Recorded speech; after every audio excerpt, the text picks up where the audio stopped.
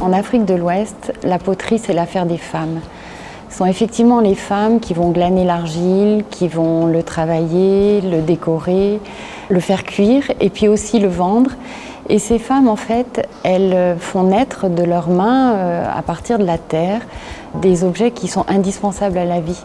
et qui sont finalement destinés soit à la conservation de l'eau, soit alors au feu dans les foyers. L'exposition Potières d'Afrique, c'est d'abord une rencontre entre des céramistes européens qui sont partis en Afrique à la rencontre de potières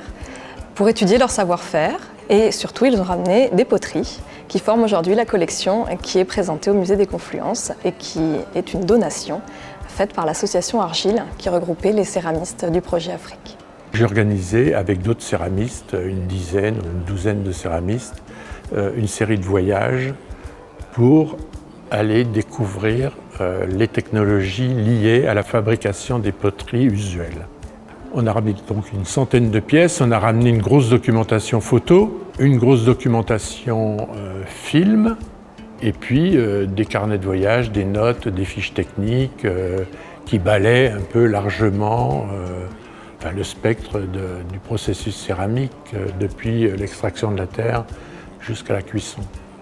On apprend la poterie quand on est tout jeune, toute petite, d'abord en faisant des tout petits pots qui sont vendus au marché par les mamans pour montrer que la poterie c'est quelque chose de sérieux, c'est quelque chose qui permet de gagner sa vie. Et donc transmettre les techniques, transmettre tout ce savoir-faire, c'est donner à la fois un futur métier, mais aussi une place dans une communauté, dans la société.